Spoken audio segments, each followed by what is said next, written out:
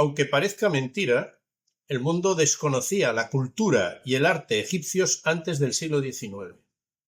Solo se conocían los obeliscos traídos por Roma y se tenía una vaga idea de las pirámides, hasta que Napoleón organizó una expedición a Egipto.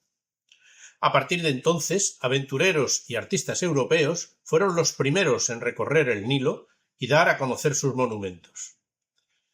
Muchos de estos monumentos se habrían perdido si el mundo no se hubiera unido para salvarlos de quedar hundidos en el río. Yo estuve en Egipto al acabar la campaña de salvación y pude recopilar documentos, hacer fotografías y tomar películas de Super 8 para dejar testimonio de aquella epopeya.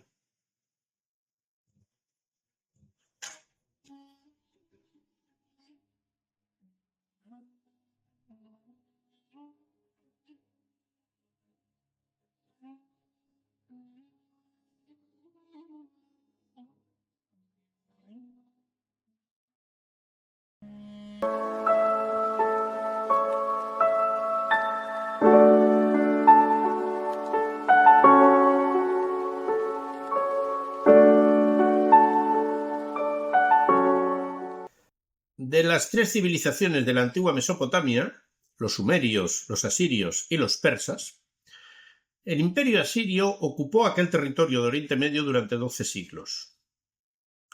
Fueron especialistas en relieves escultóricos realizados en terracota, entre los que destacan los expuestos en el British Museum de Londres, con el tema de la cacería de leones por el rey Asurbanipal.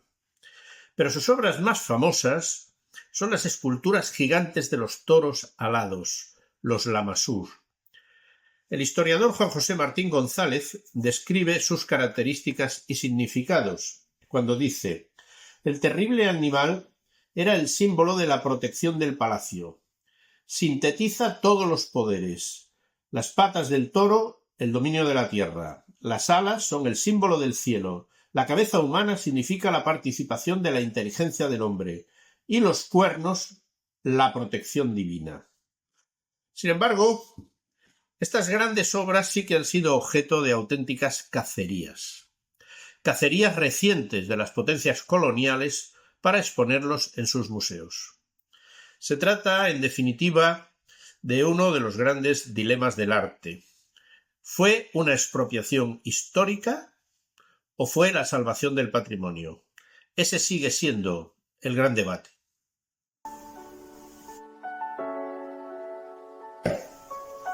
El arte asirio, que duró 12 siglos, se encuentra entre el esquematismo del arte egipcio y el naturalismo del arte griego posterior. Asiria desarrolló la transición. Los toros alados del arte asirio se encontraban flanqueando por pareja en las puertas de ciudades y palacios en la antigua Mesopotamia, como espíritus protectores de los genios malignos.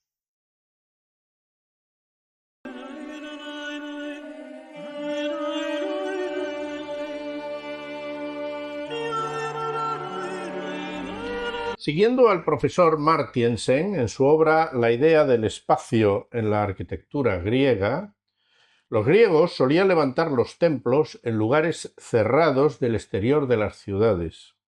Eran los santuarios, recintos a los que sólo acudía el pueblo en días señalados. Estos espacios estaban tapiados con una entrada que llamaban propileos. La posición de los templos era irregular, incluso dando la espalda a los propileos, como le pasa al Partenón. Todo estaba colocado para poder realizar procesiones sagradas entre los edificios. El culto se celebraba en el exterior. El pueblo no entraba en los templos, sino que rodeaba un altar al aire libre ante la portada del templo principal. El santuario de Atenas era la Acrópolis. Allí estaba el alma de la ciudad y el alma de los griegos, razón por la que la historia se ha cebado permanentemente con su destrucción. El recinto y las ruinas de los viejos templos era un paraje desolador. El arqueólogo Christian Hansen se encargó del templo de la Victoria Áptera. Los turcos lo habían destruido en 1687, usando sus sillares para las fortificaciones. Al no haber referencia gráfica ninguna, con los restos encontrados se inventó la actual capilla. Del Erechtheion no quedaba casi nada, un muro y varias columnas. El Partenón, despojado de construcciones, quedó convertido en un espacio vacío, sin la cela o cámara central. Tenía unas cuantas columnas en pie y un solo frontón arruinado tras el saqueo del inglés Lord Elgin.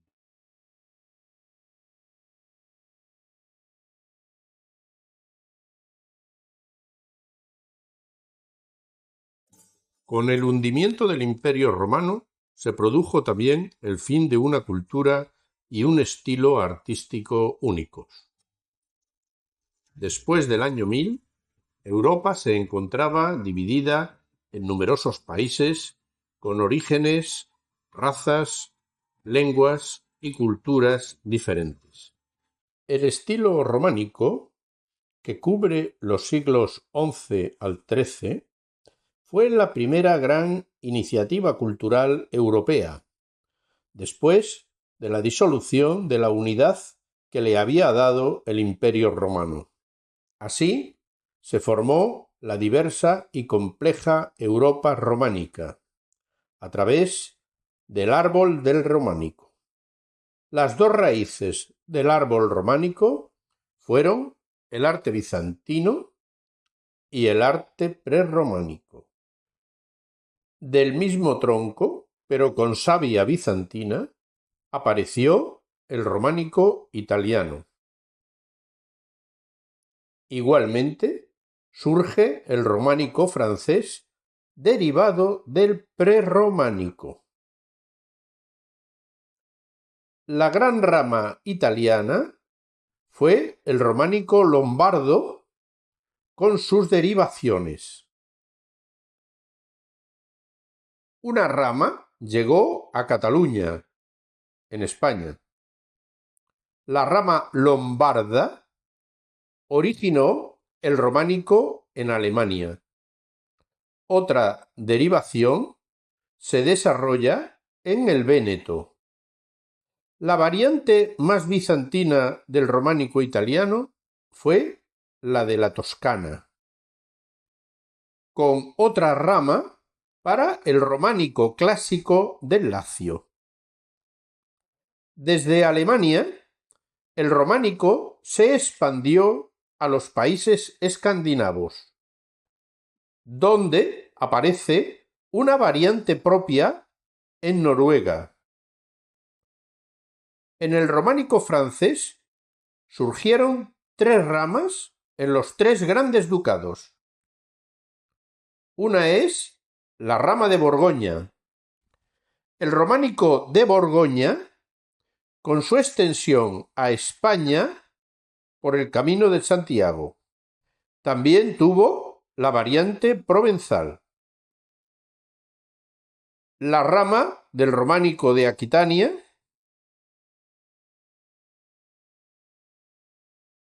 y la rama de Normandía. Del románico normando saldrá el románico inglés.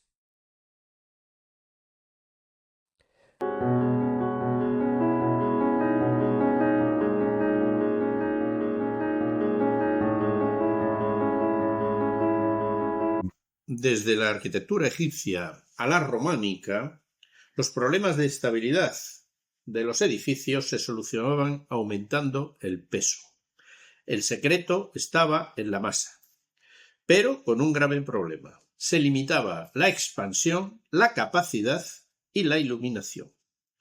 Durante el siglo XII, en menos de 30 años, se descarnó la arquitectura, sobre todo al construir la Catedral de París, Notre Dame. Con el gótico, los edificios perdieron la masa madre. Crecieron más del doble en amplitud, altura y luminosidad. Así lo describe Bruno Cevi en su obra Saber ver la arquitectura. Dice: el sistema de esqueleto se perfecciona en el periodo gótico. Un haz de huesos, fibras y músculos, recubierto de cartílago inmaterial, consiguieron el sueño de descarnar a las paredes. Establecieron una continuidad espacial entre el interior y el exterior mediante los vitrales, las bóvedas paraguas y los encajes decorativos de piedra. Notre Dame fue el experimento. Fue la primera gran obra del gótico completa, aunque su vida y sus destinos no hayan sido muy agradables.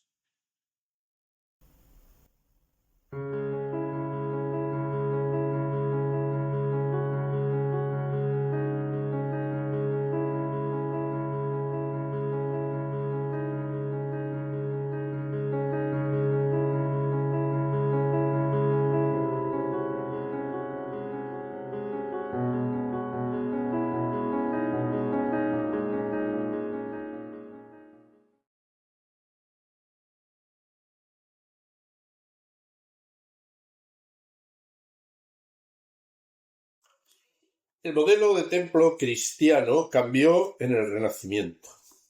Leonardo da Vinci y el arquitecto Bramante crearon un nuevo prototipo de iglesia con planta cuadrada cubierta con una gran cúpula con un espacio único y centralizado, inspirándose en el clasicismo pagano. El historiador del arte Nicolás Pessner, en su obra Esquema de la arquitectura europea, escribe: el San Pedro de Julio II había de ser una construcción regida por un sistema totalmente centralizado, decisión asombrosa dado el significado religioso de la Iglesia de Roma. Al adoptar el Papa este símbolo mundanal para su propia Iglesia, puede afirmarse, en verdad, que el espíritu del humanismo había logrado conquistar el más íntimo baluarte de la resistencia cristiana. La tradición cristiana eran las basílicas de largas naves, que se abandonan al construir el Vaticano, y ya no habría vuelta atrás. San Pedro arrastró a todos al abismo, incluso arrastró también a la fe católica. Al ser elegido Papa Julio II, en el siglo XVI, su política abarcó un ambicioso plan de obras para llevar al Vaticano la sede pontificia, abandonando la Basílica de San Juan de Letrán, residencia histórica de los papas. Pero el gran proyecto de Julio era hacer una nueva catedral, derribando la vieja basílica. Su arquitecto, Donato Bramante, decidió el modelo de templo, con una planta centrada y cubierta por una gran cúpula. La iglesia tendría 4 ábsides, 4 torres, 4 entradas y el altar colocado en el centro del espacio. En 1546, Miguel Ángel, que contaba 70 años, aceptó de mal grado hacerse cargo de las obras. Con la ayuda del arquitecto español Juan Bautista de Toledo y de Giacomo Vignola, pudo realizar el monumental templo, aunque no llegó a ver construida ni la cúpula ni la fachada principal, que acabó arruinando a la iglesia.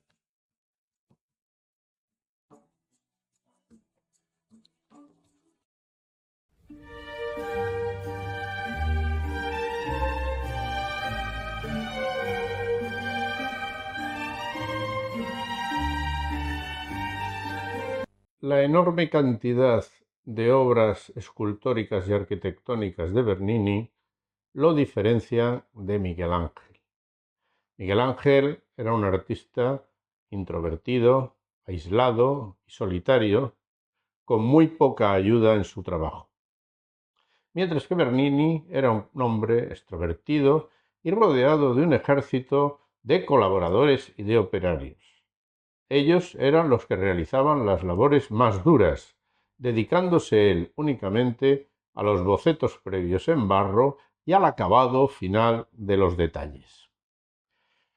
El historiador alemán Rudolf Virchow, en su libro La escultura, procesos y principios, publicado en 1977, dice: Bernini se libera del antiguo dictado de pensar en términos de la piedra, rechaza la limitación renacentista de la forma del bloque único y se dispone a concebir figuras de contornos zigzagueantes con extremidades que se disparan hacia el exterior, estando siempre dispuesto a utilizar más de un bloque de mármol para una sola figura.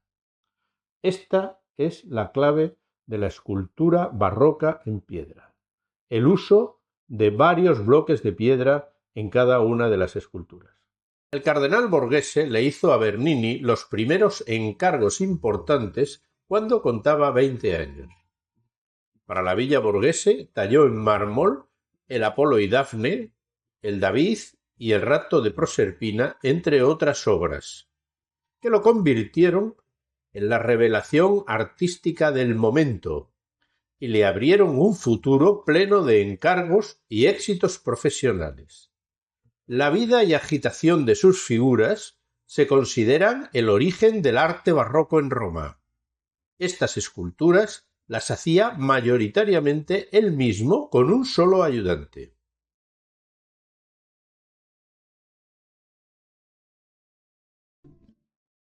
Dos son los modelos de templos barrocos: el de planta longitudinal y el de planta centrada. Las iglesias de forma circular tienen un cuerpo cilíndrico cubierto con una gran cúpula de iluminación.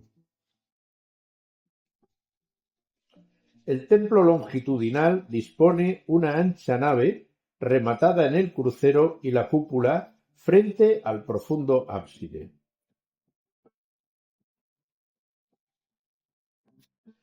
Como muestra de la iglesia triunfante, la nave mayor adquiere el significado de una gran avenida urbana con los laterales porticados y abiertos con balcones y miradores hacia el gran espectáculo litúrgico de las procesiones. La grandilocuencia del espectáculo ceremonial, con la música de los órganos, queda iluminado desde la bóveda y la cúpula como símbolo de la gloria.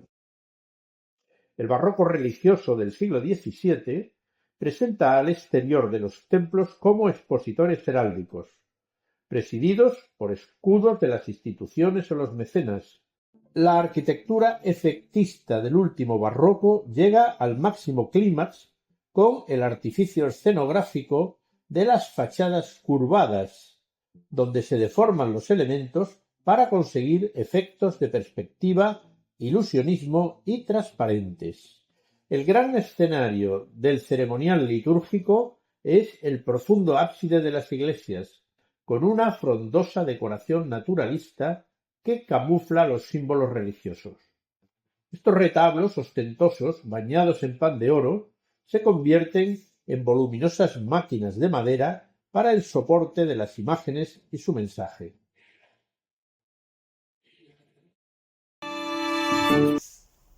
En el siglo XIX, los ingenieros franceses se titulaban en la Escuela Politécnica de París, mientras que los arquitectos estudiaban en la Escuela de Bellas Artes, la famosa École des Beaux-Arts.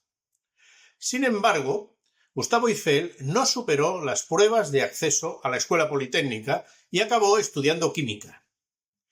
Como propietario de la empresa Eiffel y Cia, se convirtió en contratista de estructuras metálicas, bajo la dirección en todos sus encargos de ingenieros titulados y arquitectos, que eran los autores reales de los proyectos y de los cálculos. Esta condición empresarial ha sido tergiversada por la historia del arte. Su biógrafo, Bertrand Lemoine, dice: el genio de Eiffel no consiste en haber inventado la torre. Efectivamente, no inventó la torre, Consiste en haberla realizado y en haberle dado su nombre. Va a desplegar todo su talento de publicista para llevar a cabo lo que a partir de ahora es su idea, cosa que tampoco es cierta. En este caso, no se respetaron los derechos de la propiedad intelectual. Se preveía realizar una nueva exposición universal en París. Eiffel recordó entonces el diseño de sus ingenieros y patentaron entre los tres el sistema estructural de las 4 patas portantes de la torre. A continuación, Eiffel le compró su parte de la patente a los 2 ingenieros. Pero el proyecto de la torre, con sus planos y diseños, estaba firmado por el arquitecto Sobestre. Eiffel y Sobestre presentaron la torre al concurso para la exposición, como una monumental entrada al recinto. La torre se construyó en 2 años y 2 meses. Una vez construida la torre, el nombre y la presencia del arquitecto Sobestre se difumina hasta desaparecer, quedando Eiffel en adelante como único protagonista de la iniciativa. Su busto dorado preside el monumento hoy en día.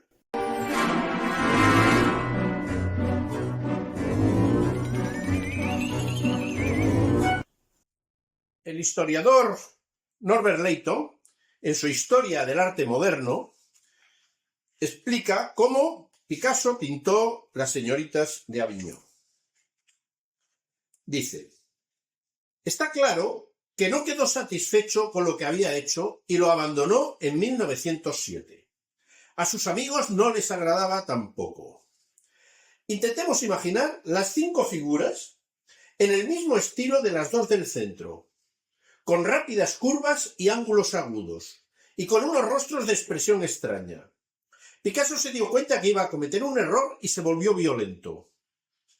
Cambió la posición de la figura de la izquierda y rehizo la cara para darle un carácter más primitivo.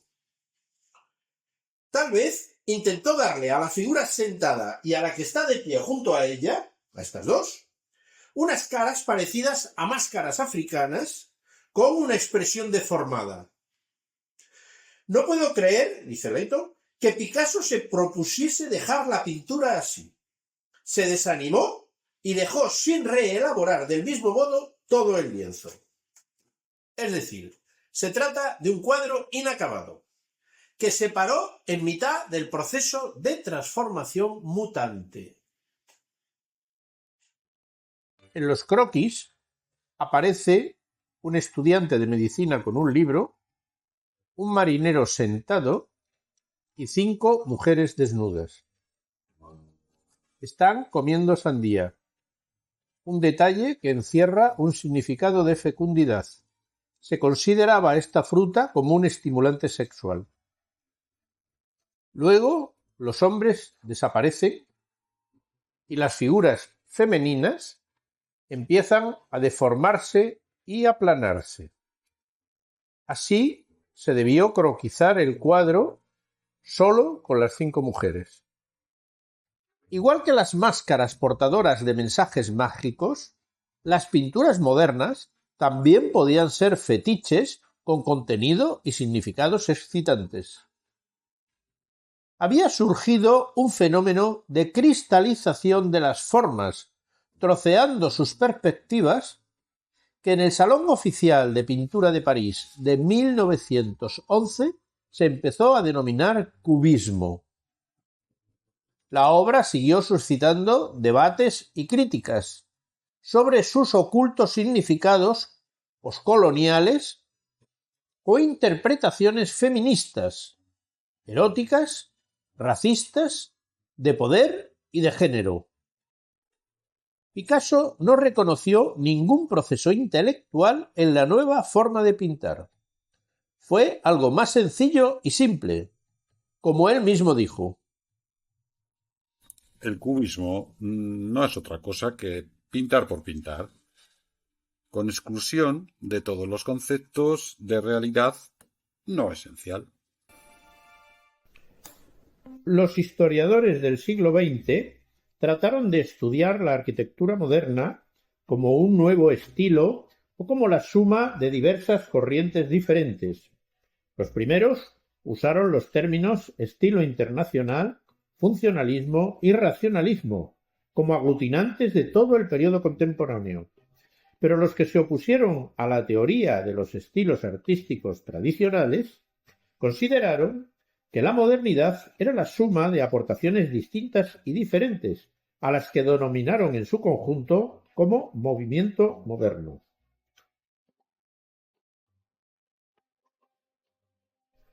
Los 4 primeros maestros que se distanciaron de los estilos artísticos existentes a principios del siglo XX son los pioneros de la modernidad en la arquitectura.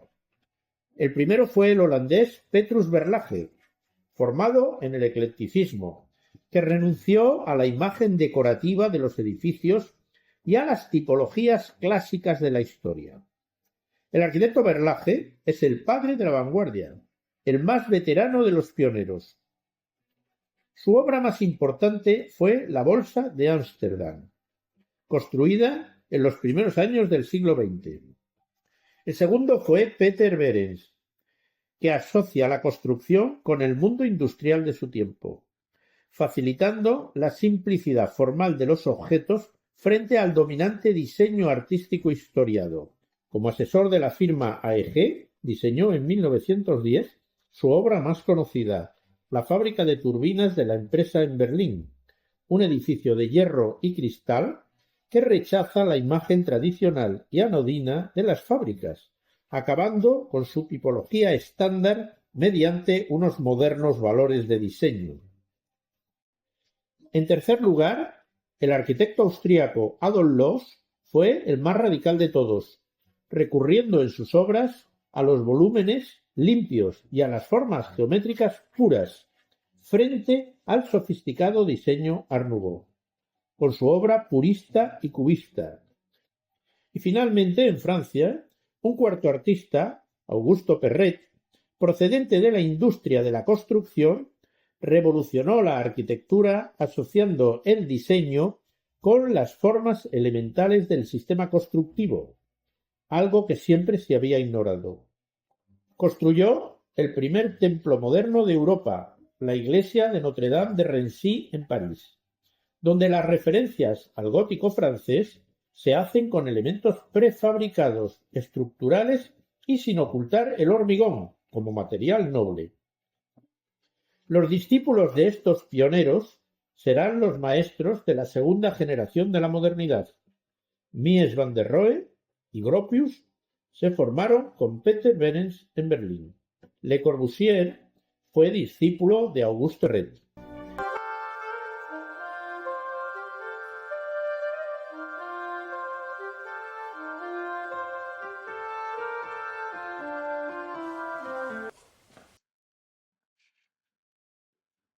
El arquitecto más versátil del siglo XX y máximo representante que ha tenido América en las vanguardias contemporáneas fue Frank Lloyd Wright. Él solo significó para el continente lo que todos los pioneros y las vanguardias supusieron para Europa. Se le atribuyen unos 1000 proyectos, de los que se realizaron 400, contando los que hizo durante su juventud en el estudio del arquitecto Sullivan. Pero en la actualidad solo se conservan unas 300 obras. Las otras 100 se han perdido, arruinadas o demolidas durante el siglo XX.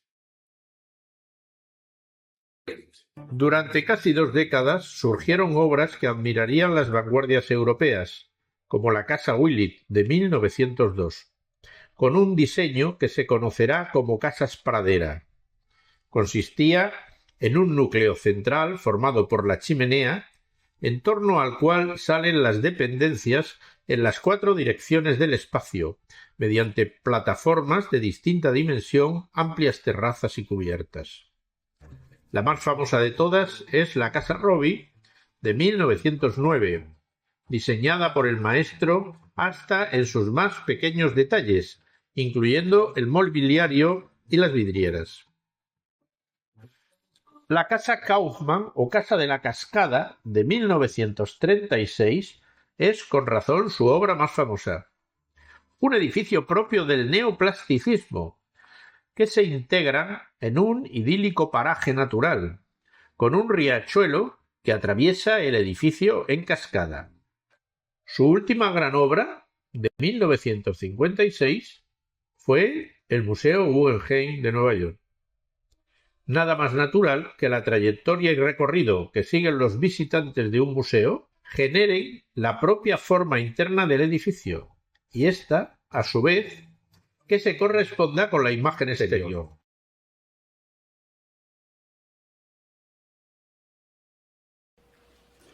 La Bauhaus, como escuela de artes y oficios, tuvo 3 periodos y 3 directores. Las enseñanzas y los métodos de aprendizaje fueron variando entre los años 1919 y 1933, cambiando sustancialmente entre los inicios dirigidos por Walter Gropius y la fase final dirigida por Mies van der Rohe. La historiadora del arte alemana Magdalena Droste dice al respecto: Mies definía a la Bauhaus partiendo de la arquitectura, mientras que Gropius había interpretado la arquitectura como el objetivo final de un largo camino. Según esto, Mies conocía una Bauhaus que se oponía considerablemente a la de Gropius. Tal Bauhaus necesitaba la formación de taller de sus alumnos, pues la teoría del espacio de Mies estaba basada en una cuidadosa selección, tratamiento y combinación de materiales. La Bauhaus de Gropius terminaba proyectando arquitectura, mientras que la de Mies se iniciaba desde la arquitectura. Los 3 cuerpos del edificio de la Bauhaus pertenecían a la escuela profesional, los locales de aulas y laboratorios, y el centro de estudios, con habitaciones de trabajo para grupos de alumnos. Gropius solo estuvo 2 años al frente de la Bauhaus en Dessau. La decisión de dimitir de su cargo de director en febrero de 1928 causó una auténtica crisis. La cada vez más dominante presencia de los nazis en la vida política alemana hizo sospechar al municipio que se estaba creando en la Bauhaus una célula comunista. Gropius, temiendo el cierre, había prohibido cualquier tipo de actividad política partidista. Los concejales nazis insistieron en la expulsión de profesores comunistas, judíos o rusos, especialmente Kandinsky y Paul Klee, quitándoles la casa de profesores que les había construido Gropius, viviendas que eran de propiedad municipal. La pérdida de la subvención oficial obligó a reducir los estudios, que tras un corto periodo también tuvieron que clausurarse. Las casas de los profesores proyectadas por Gropius, que eran de propiedad municipal, se alquilaron tras el cierre, empezando a sufrir alteraciones hasta dejarlas irreconocibles. Hoy se encuentran todas reconstruidas de nuevo. Finalmente, tras la unificación de Alemania, se convirtió en una fundación pública, pasando a engrosar la lista de edificios del patrimonio mundial.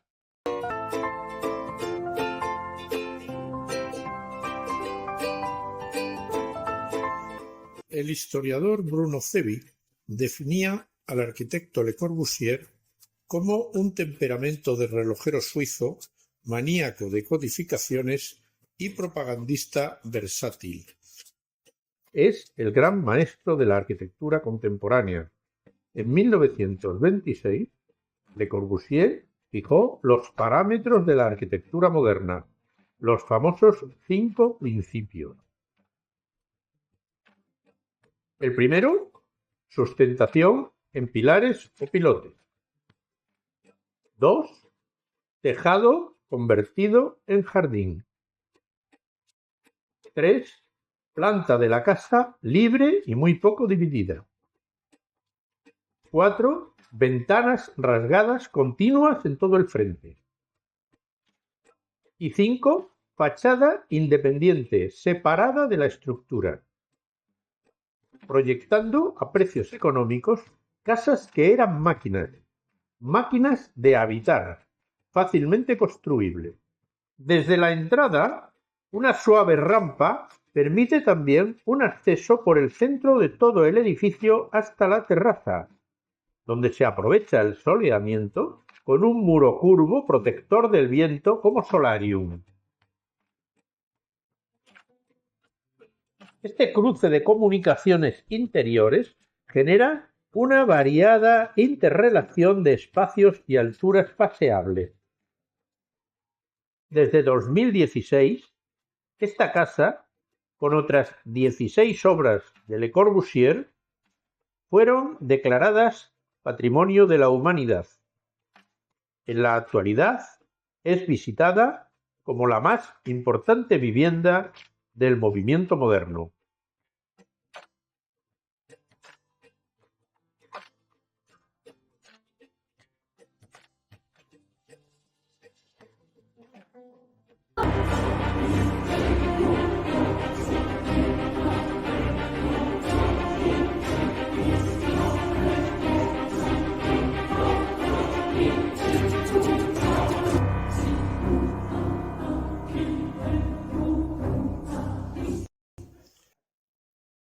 El Panteón de Roma es uno de los edificios más famosos de la historia del arte.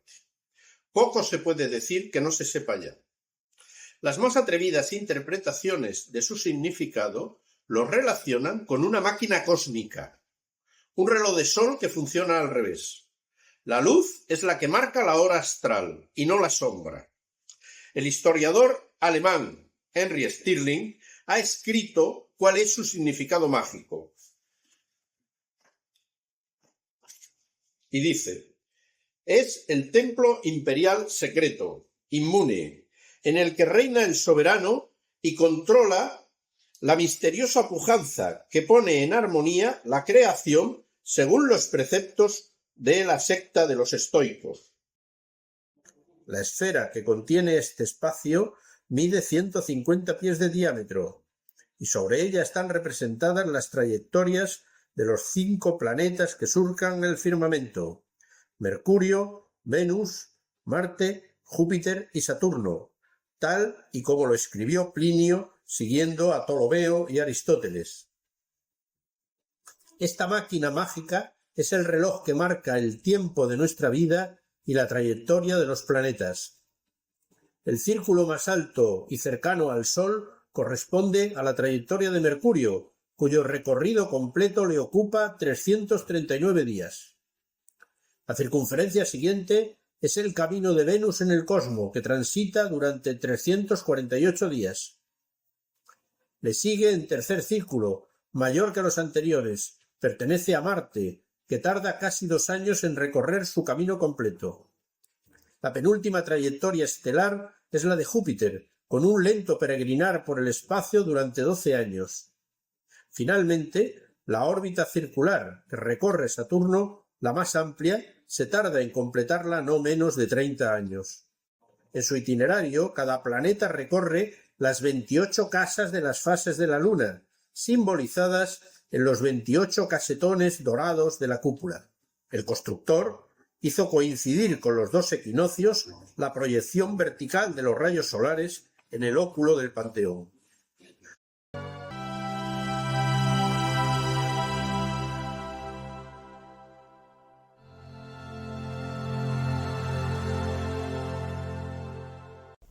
Hay aspectos en las obras de arte que a los arquitectos nos interesan más que otros. Se trata de la composición de las escenas y la escenografía de los temas. Las obras de Leonardo suelen prescindir de los entornos, que como mucho son espacios paisajísticos. Pero donde realizó una auténtica escenificación renacentista fue en La Última Cena, cuando trató de hacer coincidir el salón donde estaba pintando con el salón donde Jesús estaba cenando. Hace tiempo escribí en la obra Historia del arte para incrédulos que se aprecia enseguida que utilizó la perspectiva cónica o lineal. Incluso durante la restauración de la pintura se encontró en la cara de Jesús el agujero de un clavo. Lo había utilizado Leonardo como punto de fuga para atar las cuerdas con las que dibujó las líneas de profundidad. Pero como la línea del horizonte también pasa a más de 4 metros de altura, nadie se puede poner en el punto de vista, ni ver correctamente el efecto de continuidad de los dos espacios. Las dificultades encontradas por Leonardo para encajar una perfecta sala virtual en la pared del refectorio que simulara la continuación del espacio de la sala son difíciles de apreciar y sobre todo de justificar. A primera vista, la construcción en perspectiva de la pintura parece impecable, pero solamente desde la pared del fondo del refectorio puede observarse una cierta continuidad de los dos espacios. Como se ha comprobado, no hay una perspectiva perfecta. Los visitantes aprecian siempre que las paredes laterales del cuadro tienden a juntarse, formando una sala con planta de trapecio.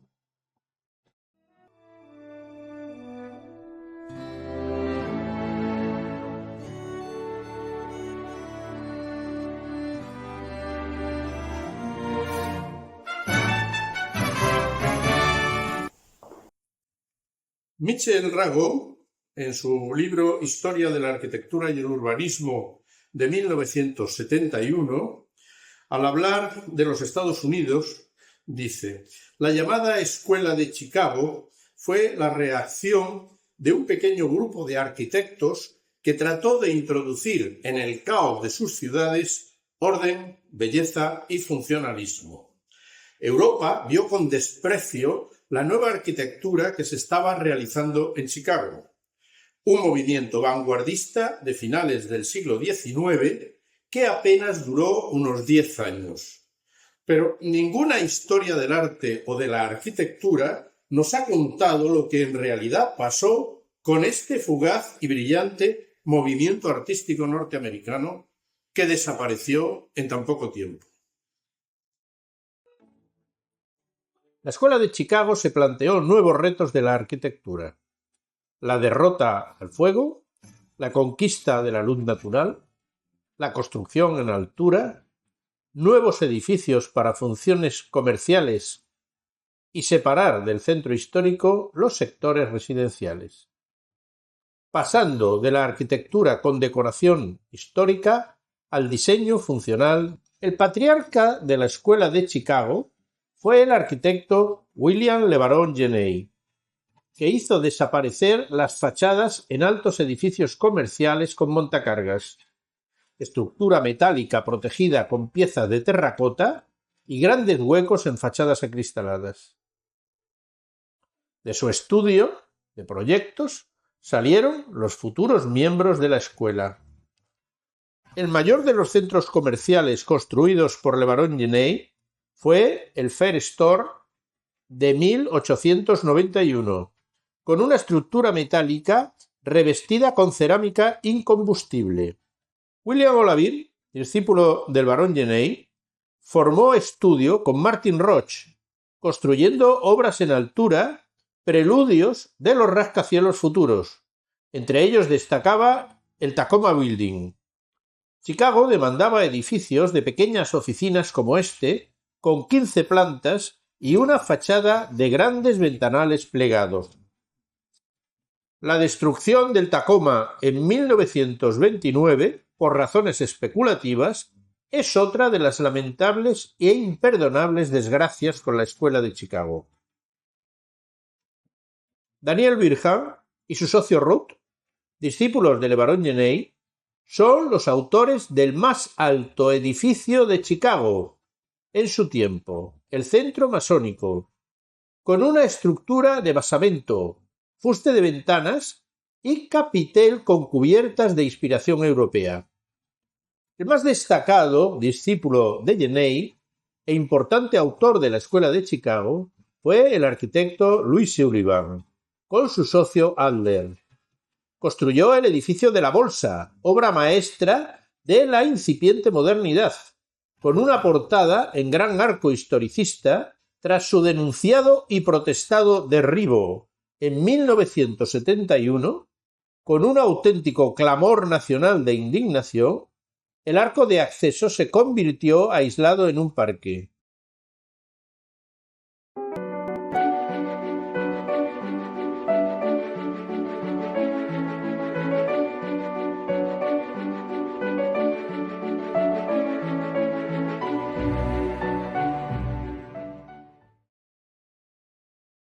En el siglo XX se produjeron dos revoluciones simultáneas en Rusia, una política y otra artística. La revolución soviética recondujo el arte en su propio interés publicitario. Pero se les escapó el pintor Casimiro Malevich, hasta que lo encarcelaron por pintar lo incomprensible. ¿Qué estaría pintando y qué ideas estaría difundiendo Malevich para que ni Lenin ni Stalin pudieran doblegarlo? Cuando fue detenido, le dijo al tribunal que lo juzgaba: el arte no nos necesita, se desarrolla solo. Malevich se pasó la vida buscando el ADN del arte, sus partículas más elementales. Sigue una indagación personal con la que revolucionará la historia de la pintura, alejándose de la realidad hasta el último extremo posible. Él lo llamará suprematismo. Sus maquetas arquitectónicas suprematistas son modelos volumétricos no objetivos, carentes de cualquier referencia utilitaria o funcional. El artista más revolucionario de la pintura moderna fue tachado por Lenin, con otros muchos, de hombres criados en invernaderos. Su vocabulario artístico, formado por el cubo, el cuadrado, el círculo y la cruz, era el sistema constructivo de un nuevo mundo. Quiso ser profesor en la Bauhaus, posibilidad que le negó Gropius.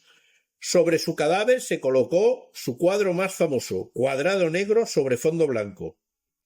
Desde entonces, su pintura, semilla del arte supremo, triunfa en museos y colecciones del mundo.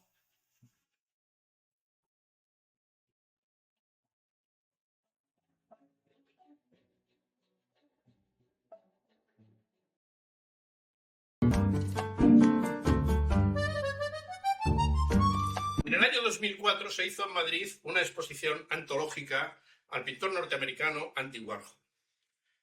Esta es la entrada, que aún la conservo. Y esta es la lata de sopa de tomate que compré allí. No me he atrevido a comerla, ya que tiene todos estos ingredientes. Creo que tiene algo de tomate. Andy Warhol había estado antes en Madrid y se había escrito en el catálogo que se le hizo lo siguiente. En 1983, Andy Warhol estuvo en Madrid y fue a visitar el Museo del Prado. La visita duró unos 15 minutos. Pasó por las salas sin mirar nada. Luego, en la tienda del museo, pasó más tiempo comprando postales. Incluso se hizo un cartel taurino con su nombre impreso entre el Litri y el Cordobés. Ya veis que es un hombre de carne y hueso, al que le encantan las frivolidades de los turistas. Es, sin embargo, el gran artista del mundo globalizado y consumista. Había estudiado diseño en la Escuela de Artes de la Universidad de Pittsburgh, cambiándose el nombre por Andy Warhol. La vanguardia del momento artístico era el expresionismo abstracto, y nadie podía suponer que los carteles triviales de Andy Warhol pudieran tener algún éxito artístico. Warhol decía que su estilo carecía de importancia, que su obra no tenía ningún significado. La razón por la que pinto de esta manera es que quiero ser una máquina. Solo tenéis que mirar la superficie de mis pinturas y allí estoy yo. No hay nada detrás.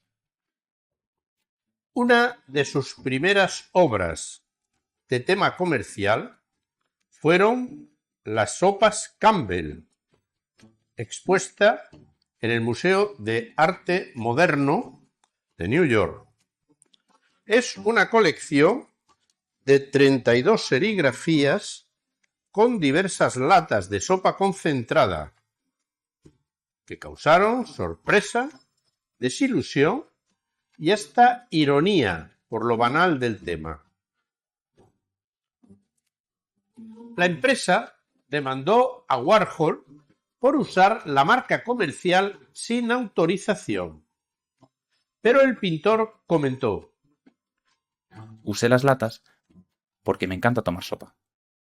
He almorzado sopa todos los días durante los últimos 20 años.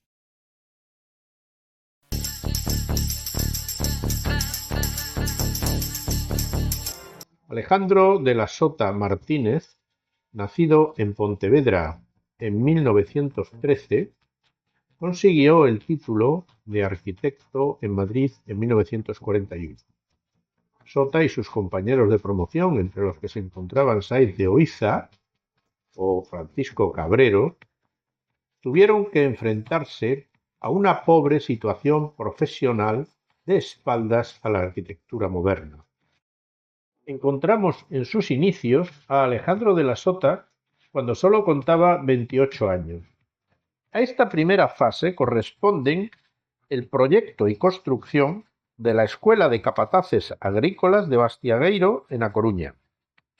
El recurso de Sota en este edificio fue lo autóctono como medio de expresión, pero buscando en la tradición soluciones modernas. En 1952, de la Sota proyectó el pueblo de Esquivel. La planta, abierta en abanico, generaba la solución para un posible crecimiento. El 5 de abril de 1952, las Cortes franquistas aprobaron el conocido como Plan Badajoz. En este plan hay que situar los proyectos y la construcción por Alejandro de la Sota de las poblaciones de Entre Ríos, Baluengo y La Bazana entre 1952 y 1956. Urbanización y proyectos donde la modernidad se camufla de tradicional con un respeto absoluto al paisaje, yermo y árido en aquel momento. Yesterday, all my troubles